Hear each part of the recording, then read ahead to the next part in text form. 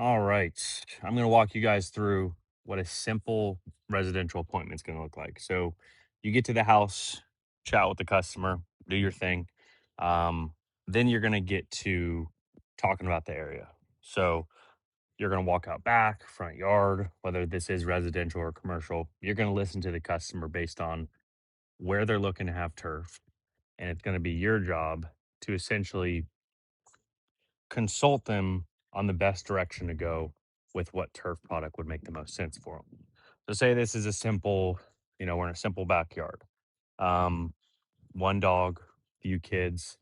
Based off the based off the circumstances of the project, you're going to make a suggestion off of that. So you're going to walk out there, you're going to have all of your turf samples in this box. So based off of the guidelines I just said, one dog, few kids, say HOA doesn't allow turf in the front, so they want to have a little area. Grass does not grow back here, as you can tell by all the moss. So, perfect example for a turf project.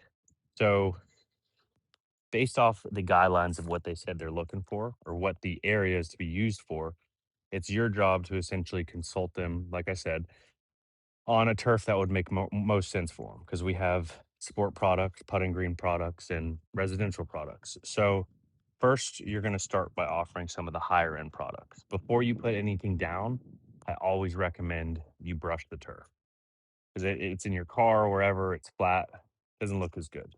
So, you're going to pull it out, give it a few brush, bring the blades up, throw down one of your samples. And I like to display it kind of as a good, better, best option. So that's going to be our most expensive premium option. And then say we want to give them a middle of the road option. Probably not going to be able to tell the differences just from this video, but another one of our middle of the road options, Eco 94, throw that one down. And then, say the budget is a big concern here. We have more budget friendly options. And the way that you will pitch it is going to come down to whatever you're comfortable with, once you get in your groove, which products you want to pitch. But I like to do a good, better, best. You don't want to overwhelm them, put every sample out because they're going to ask for 17 quotes. So we got the good, better, best. Eco 72, Eco 94, and Nature's Choice 131. Um, so once they've kind of, like I mentioned, talked about what the project is essentially the use of the project, the purpose of it, you're going to push them in that direction. Now, if they brought up cost, price, whatever the lowest price is multiple times, you're going to want to push them in the direction of a more cost effective option. Now, of course, if you are pushing a higher end product, we have financing options available. There are ways to make it work for them. So basically, what you're going to do once you've chatted with them, you got all your turf laid out, you're going to talk about the differences.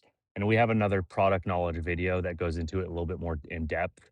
But if they said they have, the two kids, a dog, we're going to push them in the direction. I mean, any of our products are going to be pet friendly.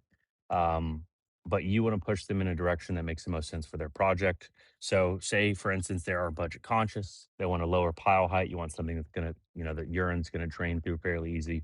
You're going to recommend the Eco 72 product. Again, middle of the road, higher pile height. Again, all these are pet friendly, but if you think about the long term for a lot of these projects, the thicker they are, the heavier they are, it is a little bit harder to maintain in the sense of the urine. Poop is one thing. Dogs poop on it, sits right on top, it dries, easy to pick up, wait a few hours. But the urine is a big concern. Regardless of that, of course, you can refer to our product video a little bit more in depth. But for instance, if you go with our heaviest product, we're gonna once it's installed, there's going to be a infill that gets brushed in, and you can either go with standard silica sand, or you can go with the antimicrobial that helps with urine and the growth of bacteria that gets brushed in there. Again, we're gonna go into a little bit more depth in the product video, but I'm essentially kind of displaying first steps. You get on the appointment, you walk through the area, then you show the turf products and make suggestions from there. And of course, there's going to be other miscellaneous products as well. For instance, say we want to do a rectangle here. Let's keep it simple for the video. You're going to need a breaking point because the base for the turf is essentially once all of the existing sod or moss is removed, we'll remove 4 inches. put 3 inches of a class 2 road base. Most typical installs, 3 inches of a class 2 road base, an inch of sand. We'll compact that down, water it down, lay out the turf, cut the turf, nail it down. Easy as that. But that being said, with having the road base underneath it, you want to basically you want to keep that tucked in.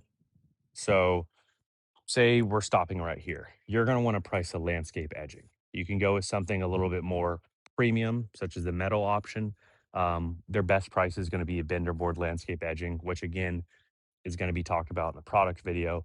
But it's basically like a composite wood, like a Trex or TimberTech product, similar to that, a little more flexible.